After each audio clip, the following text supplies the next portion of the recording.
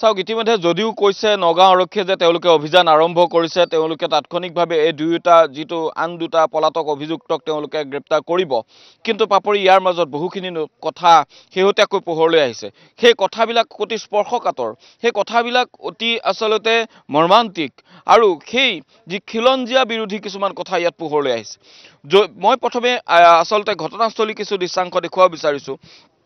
3:30 আৰক্ষী আহিলে, 3:30 আৰক্ষী আহি এই স্থানত তেওঁলোকে চাইকেলখন পেলাই থৈ সেইদিনা গৈছিল, সেই কথা তেওঁলোকে পৰীক্ষা কৰিবলৈ আহিল, আৰু ইয়াৰ পৰা তেওঁলোকে সেই তালৈ কেনেদৰে লৈ গৈছিল ছোৱালীজনীক সেই কথা দেখুৱাবলৈ তফজুলক ইয়ালৈ লৈ অহাৰ কথা কৈছে। কিন্তু এই সকলো বাৰু ইতিমধ্যে দেখুৱালে, কিন্তু আৰক্ষীয়ে তাৰ মাজতে আৰক্ষীয়ে ক'ব বিচাৰিছে যে সেইজন যুৱকে তফজুলে আচলতে হেণ্ডকাপ তেওঁৰ হাতত লগাই থোৱাৰ অৱস্থাতে যিটো কনিষ্টবলে তেওঁক আচলতে ধৰি আছিল, কনিষ্টবলজনক তেওঁ ঠেলা মাৰি তেওঁ পুখুৰীটোত জঁপিয়াই দিলে, আৰু যিহেতু দুয়োটা হাতত তেওঁৰ হেণ্ডকাপ লাগি আছিল গতিকে তেওঁ সাঁতুৰিব নোৱাৰিলে, আৰু প্ৰায় 2 ঘণ্টা জোৰা অভিযানৰ অন্তত এই পুখুৰীটোৰ পৰা ইতিমধ্যে তেওঁলোকে মৃতদেহ অৱশেষত উদ্ধাৰ কৰিলে। আৰু যেতিয়ালৈ মৃতদেহ উদ্ধাৰ কৰিছিল তেতিয়ালৈ প্ৰায় কিছু পৰিমাণে পোহৰ হৈছিল, আৰু পোহৰ হোৱাত স্থানীয় লোকৰ সন্মুখত তেওঁলোকে পুখুৰীৰ পৰা মৃতদেহ উদ্ধাৰ কৰিলে। আৰু যি আচলতে দুৰ্যোগ প্ৰশমন বিভাগৰ যিসকল জোৱানে ইয়াত পুখুৰীত সাঁতুৰি পানীৰ তলত তেওঁলোকে বিচাৰি সেই যুৱকজনৰ মৃতদেহ উদ্ধাৰ কৰিলে, সেই যুৱকজনৰ মৃতদেহ উদ্ধাৰ কৰাৰ কিছু অস্তিত্ব এতিয়াও ইয়াত আছে। আমি দেখুৱাইছোঁ এইসমূহ ব্লেংকেট মৃতদেহ আচলতে উদ্ধাৰ কৰি অনাৰ সময়ত ব্যৱহাৰ কৰা। যদি সেই ভিজুৱেলটো যদি আমি দেখুৱাওঁ, তাত আমি দেখা পাম যে এনেধৰণে এই ব্লেংকেটে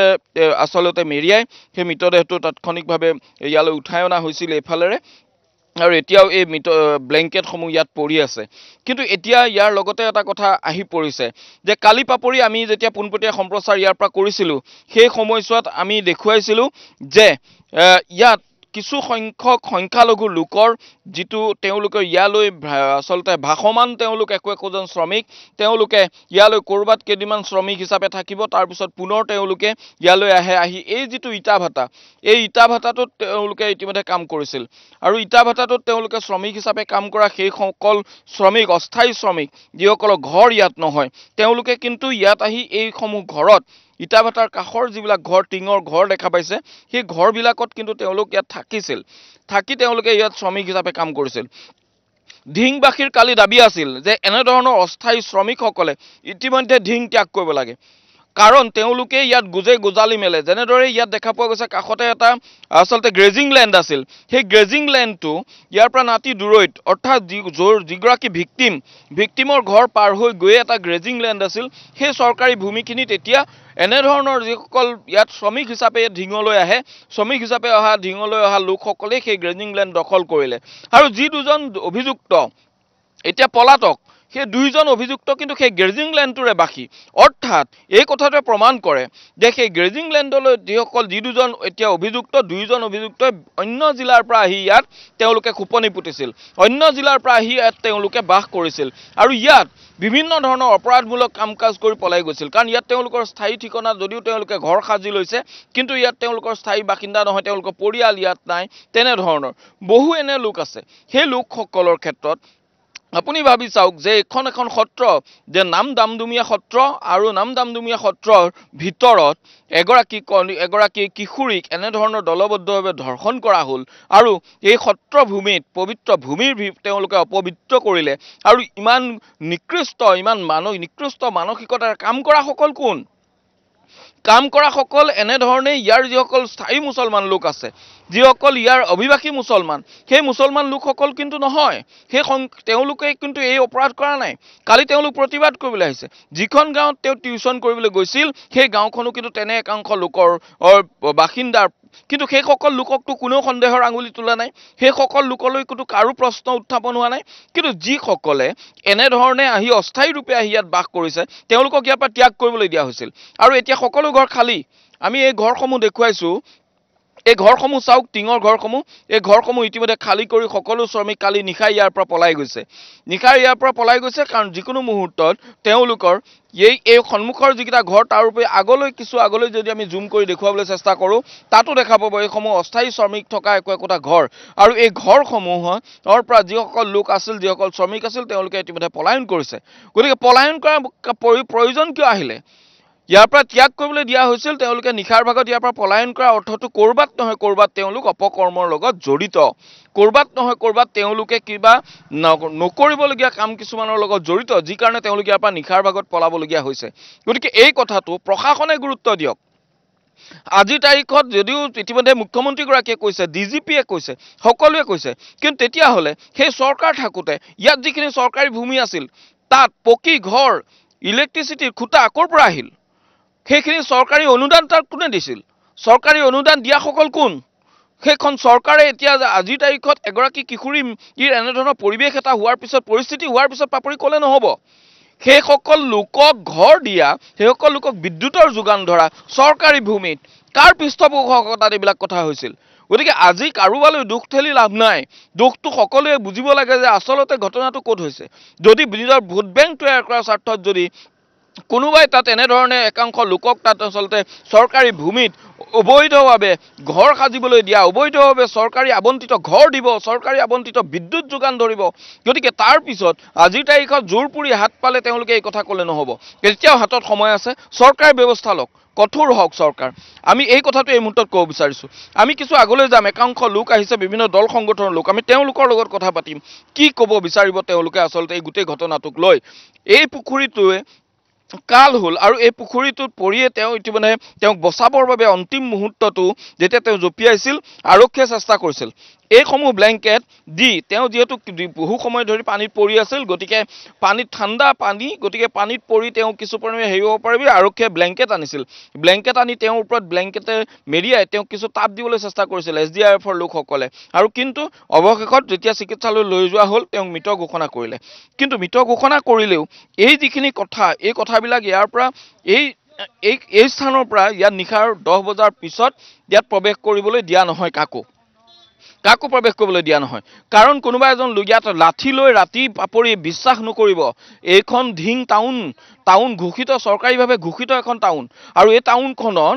তাতে এখন থানা আছে তাৰ পিছত ৰাতি কিন্তু মই য'ত থিয় হৈ আছোঁ এই স্থানত লাঠি লৈ টৰ্চ লৈ ল'ৰা ৰৈ থাকে যাতে গাঁৱলৈ বেলেগ লোক সোমাব নোৱাৰে আপুনি কল্পনা কৰিব পাৰিব এখন চৰকাৰ ভোট দি নিজে গঠন কৰা চৰকাৰখনৰ পৰা তেওঁলোকৰ প্ৰশাসন ব্যৱস্থাটোৰ পৰা কিন্তু এইসকল লোকে আজিৰ তাৰিখত এনেধৰণে নিশা নিজৰ পৰিয়ালটো নিজৰ সম্পত্তিকেইটা নিজৰ আচলতে পৰিয়ালৰ সদস্যকেইজন তেওঁলোকক বচাবলৈ নিশা এই গছৰ তলত তেওঁলোকক উৰে নিশা কটাই লাঠি লৈ টৰ্চ লৈ আৰু হাতত হুইচেল বজাই থাকে যদিহে কিবা কাৰণত হুইচেল বজাই গাঁৱৰ গোটেই ৰাইজ ওলাই আহে কিয় ওলাই আহে জানে যে কোনোবা অচিনাক্ত লোক ইয়াত সোমাই তেওঁলোকক প্ৰৱেশ কৰে বা যদি সেই লোককেইজনক নিশা আক্ৰমণ কৰিবলৈ চেষ্টা কৰে লগে লগে হুইচেল বজাই দিয়ে আৰু তেতিয়া গোটেই গাঁৱৰ ৰাইজ ওলাই আহে এইটো হ'ল অৰ্থাৎ গাঁৱৰ ৰাইজে সাৰ পাই শুব লাগে ইয়াত টোপনি যাব নোৱাৰে সাৰ পাই প্ৰতিজন গাঁৱৰবাসী শুব লাগে এইটো হ'ল আজিৰ তাৰিখত ইয়াৰ এটা পৰিৱেশ এই ভয়ংকৰ পৰিৱেশটোলৈ এই গাঁওবাসীক কোনে ঠেলি দিলে প্ৰশাসন ব্যৱস্থাটোৱে নহয়নে এই গাঁওবাসীক আজিৰ তাৰিখত এইটো যিটো ঘটনা হ'ল এই ঘটনাটো যদি আমি চাওঁ এতিয়া সকলো দোষ আৰক্ষীৰ ওপৰত ঠেলি দিলে নহ'ব পাপৰি গোটেই ব্যৱস্থাটো এনালাইচিছ কৰিব লাগিব ইয়াৰ দোষ কাৰ বাবে আচলতে এই ঘটনাটো হৈছে কোনে এই কামটো কৰিলে কাৰ বাবে আচলতে আজিৰ তাৰিখত এই লোকসকলৰ এই ভুক্তভোগী হ'ব লগা হৈছে এই কথাবিলাকৰ উত্তৰ দিবলৈ কিন্তু আজিৰ তাৰিখত কোনো নাই এতিয়া কৰবালৈ দোষ ঠেলি দিলে নহ'ব অকল এইখন গাঁও নহয় পাপৰি কাষৰ এখন গাঁৱলৈ গৈছোঁ তাতো তেওঁলোকে কৈছে যে তেওঁলোকে পাছফালে নিজৰ কাপোৰকেইটা তিয়াই এটা প্লাষ্টিকৰ বাল্টি থ'ব নোৱাৰে কাপোৰে চাপোৰে বাল্টিটোৱে লৈ গুচি যায় কি ব্যৱস্থা ভাবক দিনত তাকো আৰু দিনত যদি তেওঁলোকে কৈছে যে ৰাতিপুৱা গা ধোৱা কাপোৰকেইটা যদি ধুবলৈ যদি থাকি গ'ল আৰু সেইকেইটা যদি প্লাষ্টিকৰ বাল্টি এটাত পিছফালে থৈ দিয়া হয় প্লাষ্টিকৰ বাল্টিটোৱে লৈ গুচি যায় কাপোৰে চাপোৰে লৈ গুচি যায় কৰবাত হয়তো কাপোৰখিনি পেলাই দিব প্লাষ্টিকৰ বাল্টিটো লৈ যাব কোনটো পৰ্যায়ত অত্যাচাৰ কৰা হৈছে লোকসকলক ক'ত আছে প্ৰশাসন ব্যৱস্থাটো ক'ত আৰক্ষী ব্যৱস্থাটো ক'ত তাতোতকৈ ডাঙৰ কথা ইয়াত কিছু এনে ঘৰ দেখা পাইছোঁ তেওঁলোকে গৰু পুহিবলৈ বাদ দিছে কাৰণ গৰু পুহিলে কিনিলেই চুৰ কৰি লৈ যায় লোহাৰ গেট ভাঙি ৰাতি গৰু লৈ যায় আৰু যদি ঘৰৰ মানুহে তেতিয়া উঠি কোন বা চোৰ বুলি যদি মাতি বাহিৰলৈ ওলাই আহে ঘৰৰ মানুহক আক্ৰমণ কৰিব কি পৰ্যায় কল্পনা কৰিব নোৱাৰি কিন্তু এনেকুৱা এখন দেশত এনেকুৱা কাৰবাৰ চলি থাকে য'ত গৃহস্থই গম পাইছে গৰুটো চুৰ কৰিছে বাহিৰলৈ ওলাই আহিব নোৱাৰে যে তেওঁলোকে মাত মাতিলে তেওঁলোককো আক্ৰমণ কৰিব কোনটো পৰ্যায়ত মানুহক বাস কৰিবলৈ বাধ্য কৰোৱা হৈছে এইবিলাক অঞ্চলত আৰু এই অত্যাচাৰবিলাকৰ একমাত্ৰ কাৰণ এটাই যে যেতিয়া অত্যাচাৰ বাঢ়িব তেতিয়া এই ঘৰ মাটি বিক্ৰী কৰিব আৰু ঘৰ মাটি কম দামত একাংশ সন্দেহযুক্ত লোকে কিনিব আৰু তেওঁলোকৰ নিজৰ দখললৈ যাব আৰু এই প্ৰক্ৰিয়াটোতে ইতিমধ্যে প্ৰায় 10-12খন গাঁও মোৰ পিছফালে থকা 10-12খন গাঁও ইতিমধ্যে সংখ্যালঘু দখললৈ গ'ল যি বৰভেটি শংকৰদেৱ যিখন বৰভেটিত শংকৰদেৱ গৈ আছিল যিখন বৰদেৱত শংকৰদেৱ গুৰুজন আজি মাধৱদেৱৰ তিথি আৰু আজিৰ দিনটোতে এই কথাটো কৈছো যে যিখন বৰভেটিত শংকৰদেৱে গৈ নিশা কটাইছিল সেইখন বৰভেটি আজি সংখ্যালঘুৰ দখলত সেই নামঘৰ আজি নাই তাত যি নামঘৰ তাত শংকৰদেৱ থকা স্থানত নামঘৰ প্ৰতিষ্ঠা কৰা হৈছিল সেই নামঘৰ আজি নাই এয়া ইয়াৰ বাস্তৱ পৰিণতি আমি নিজে দেখা মই ইয়াত নাথাকো মই ঢিঙলৈ প্ৰথমবাৰৰ কাৰণে আহিছো যোৱাকালি আৰু তাৰ পিছত এই দুটা দিনত যিখিনি কথা ইয়াত আমি দেখিছো চকুৰে হতবম্ব হোৱাৰ বাহিৰে আন কোনো উপায় নাই আৰু ইয়াত সকলোৱে এই পৰ্যায়তে জীৱিকা নিৰ্বাহ কৰিব লগা আছে সকলোৱে এই পৰ্যায়ত ইয়াত নিজৰ জীৱন যুদ্ধ কটাব লগা হৈছে পাপৰি এয়া বাস্তৱ সত্য মই একাংশ লোক আছে মই তেওঁলোকৰ লগত কথা পাতিম একাংশ মহিলা ওলাই আহিছে তেওঁলোকে গোটেই বিষয়টোক লৈ যে আপোনালোক ক'ৰ পৰা আহিছে আমি গুৱাহাটীৰ পৰা আহিছো আৰু আমি সচেতন নাগৰিক হিচাপে অসমীয়াৰ বিপদত প্ৰত্যেকজন অসমীয়া আহিব লাগে প্ৰথম তাৰ কাৰণে আহিছো আৰু দ্বিতীয়টো কথা আমি ঢিংবাসী ৰাইজৰ ওচৰত আহি কথা পাতিব বিচাৰিছো একতা হ'ব লাগে আজি যিটো কাম সংগঠিত কৰিছে এটো কবলে ভাষা বৰ্ণনা নাই আপুনি অলৰেডি কৈছে যে বৰভেটি শংকৰদেৱে যিটো বৰভেটি বনাই থৈ গ'ল তাত আহি আমাৰ কুলাতে বুকুত কামুৰিছে এই পৰিৱেশটো চোৱাৰ লগে লগে মই নিজে ভাবিবলৈ বাধ্য হৈ গৈছো যে কেনেকুৱা ধৰণৰ কাণ্ড এটা সংগঠিত হৈছে আৰু মই মুছলমান শিক্ষিত মুছলমানসকলক মই পুনৰবাৰ অনুৰোধ জনাইছো আপোনালোকে যে কয় যে আমাক কিয় দুখ দিয়া আৰে তোমালোকৰ কাম নাই তোমালোকে কি কাৰণে সজাগতা সভা পতা নাই মই মুছলমান সমাজসকলক অনুৰোধ কৰিছো প্ৰত্যেকজন আফিজ নামিজ কি আছে মই এইবিলাক বৰ বিশেষ নাজানো মই তেওঁলোকক অনুৰোধ জনাইছো যে তেওঁলোকে এখন সভা পাতি যিবিলাকে ধৰ্ষণ কাৰ্যৰ লগত বা বেয়া চুৰি ড্ৰাগছ এইবিলাকৰ লগত জড়িত তেওঁলোকক তিনি পুৰুষৰ কাৰণে কবৰ দিয়া বন্ধ কৰক তিনি পুৰুষৰ কাৰণে সমাজৰ পৰা বাহিৰত ৰাখক একো অনুষ্ঠানত ভাগ দিব নালাগে আৰু তেওঁলোকক নজৰ ৰাখক তেতিয়া মই ভাবো কিছু ক্ষেত্ৰত সমাজখন শুধৰণি হ'ব আৰু অসমীয়া সমাজখনক কৈছো অসমত থাকিলে অসমীয়া হৈ থাকিব লাগিব আজি এই পৰিৱেশটো এই পোহৰৰ মাজত এনেকুৱা এটা ঘটনা সংঘটিত আজি গৰাই নহয় স্প্ৰে চুৰটো ক'ত গ'ল আৰক্ষী প্ৰশাসন ক'ত আজি এজন কোনোবা এজনক মাৰিছে আমি মুখ্যমন্ত্ৰীক ধন্যবাদ দিছো এইটো ভাল কাম কৰিছে কিন্তু ঘটনাটো সংঘটিত হোৱাৰ পিছত মাৰি দিলে এতিয়া ছোৱালীজনী কি অৱস্থা হ'ব হেতু আমি চিন্তা কৰিব লাগিব ছোৱালীজনী ন্যায়ৰ প্ৰসংগটো আহিছে এতিয়া সেই যিগৰাকী কিশোৰী গৰাকী ন্যায়ৰ বাবে তেওঁৰ আচলতে আগন্তুক যিটো জীৱন আছে জীৱনটো আগবঢ়াই নিবৰ বাবে কেনে ধৰণৰ পন্থা অৱলম্বন কৰিলে আচলতে সুফল পাব বুলি ভাবে নমস্কাৰ মই ভিক্টিম মোৰ ঘৰতে হৈছে গতিকে মই এইটোৱে আহ্বান জনাইছো যে এগৰাকী নাবালিকা যিটো আপুনি ভিক্টিমৰ পৰিয়াল নেকি তেতিয়াহ'লে ক্ষমা কৰিব আমি ভিক্টিমৰ পৰিয়ালৰ লগত কথা পাতিব নোৱাৰো যেহেতু এয়া পোনপটীয়া সম্প্ৰচাৰ আমি ক্ষমা কৰিব আমি নাজানি তেখেতৰ লগত কথা পাতিছিলো মই আপোনাৰ ওচৰলৈ আহিছো কি আশা কৰে সমাজ ব্যৱস্থাটো আমি নিজেই সলনি কৰিব লাগিব আমাৰ মানুহবোৰ সজাগ হওক সজাগতা সভা পাতক আৰু লগতে এটাই অনুৰোধ জনাইছো প্ৰত্যেকগৰাকী নাবালিকা এই ধৰ্ষণকাৰীবিলাক গৈ পেলাই এটা সময়ত ন্যায়ালয়ত গৈ পইচাৰ হুৰুঙাৰে ওলাই গুচি আহে আইনৰ হুৰুঙাৰে ওলাই গুচি আহে গতিকে অনুৰোধ জনাইছো এটাই ন্যায় পাব বুলি সেইদিনাখনহে আমি মানে অনুভৱ কৰিম যদিহে প্ৰকৃত আজি যিটো ঘটনা ঘটিছে এনেকুৱা ধৰণে যাতে একিউজে পানিশমেণ্ট পায় আৰু লগতে এই ন্যায়ালয়ত গৈ পেলাই যোনটো এটা লুকাভাকু সিস্টেম হয় ধৰ্ষণকাৰীৰ বিৰুদ্ধে এইখিনি সিস্টেম বন্ধ হ'ব লাগে ইয়াৰ বাবে চাওক ইয়াৰ বাবে এটা কথা আছে যে এই যিটো তথ্য প্ৰমাণ সহ দিব লাগিব আৰক্ষীয়ে তথ্য প্ৰমাণ সহ যদি দাখিল কৰিব নোৱাৰে তেতিয়াহ'লে লুকাভাকু আৰম্ভ হ'বই গতিকে আপোনালোকে এই সম্পৰ্কত আপোনালোকৰ মহিলাৰ তৰফৰ পৰা আৰক্ষীক কিবা বিষয় অৱগত কৰিছে নেকি নিশ্চয় আমি এটাই অনুৰোধ কৰিম যে আৰক্ষী কোনোপধ্যেই পিছ হুহুকি আহিব নালাগে এনেকুৱা ধৰ্ষণকাৰীৰ বিৰুদ্ধে যিমানখিনি পাৰে তেওঁলোকে আগুৱাই গৈ যিখিনি ষ্টেটমেণ্ট দিব লগা হয় সেইখিনি ষ্টেটমেণ্ট সম্পূৰ্ণ কৰক প্ৰত্যেকগৰাকী নাবালিকা প্ৰত্যেকগৰাকী নিজৰ মা ভনী সকলোৱে নিজৰ প্ৰত্যেকগৰাকী নাৰীক সন্মান কৰি তেওঁলোকে যিখিনি ষ্টেটমেণ্ট দিব লগা হয় কোৰ্টত সেইখিনি সম্পূৰ্ণ কৰক আৰু লগতে আজি আৰক্ষী বিভাগটো যদি গৈ পেলাই সম্পূৰ্ণ ছাপোৰ্ট কৰে ভিক্টিমৰ লগত তেতিয়াহ'লে নিশ্চয় হাৰি আহিবৰ কাৰণে তেওঁলোকে আইনৰ হুৰুঙাৰে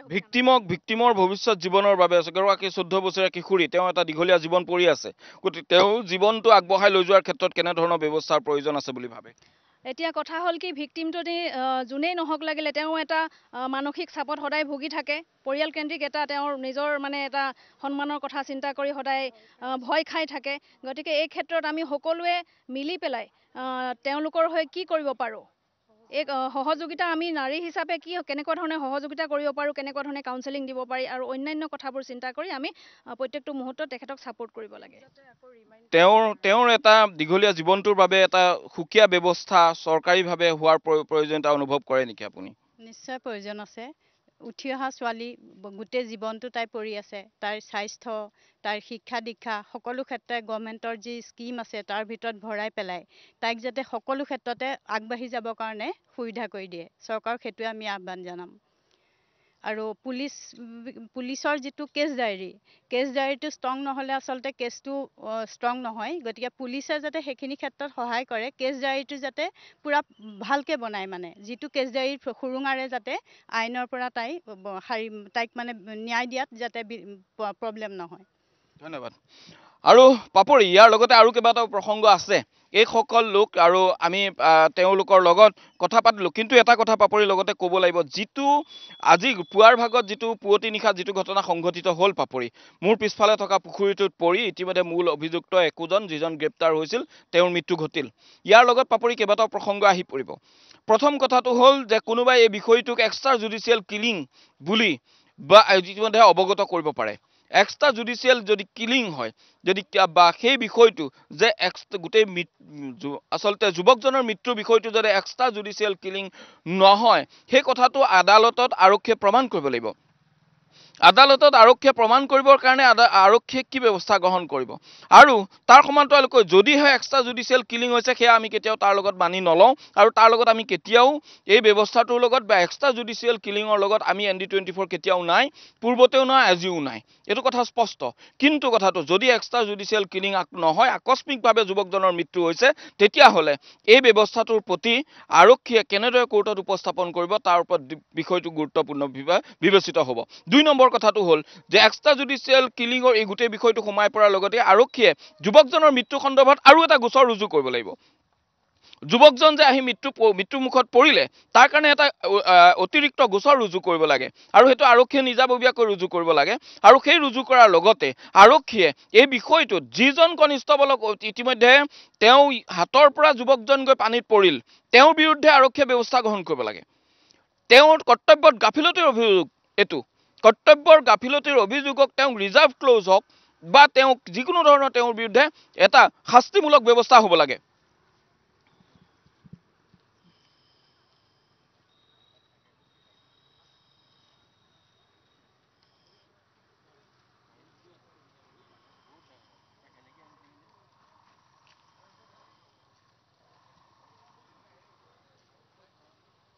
সঁচাকৈ যে যদিহে এইটো পুখুৰী নহ'লহেঁতেন যদিহে হাতৰ পৰা পলাই পথেৰে দৌৰি গুচি গ'লহেঁতেন তেতিয়া কি হ'লহেঁতেন যে যিখিনি তথ্য প্ৰমাণ আৰক্ষীৰ হাতলৈ আহিছিলে সকলো মুখিমূৰ হৈ গ'লহেঁতেন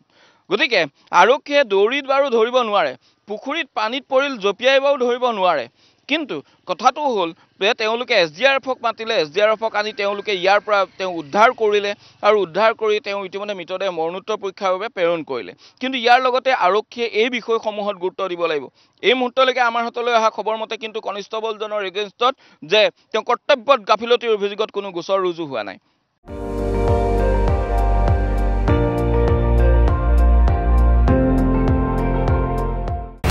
আপুনি চাই আছে ND24 সৰ্বশ্ৰেষ্ঠ নহয় সৰ্বোত্তমৰ দৌৰত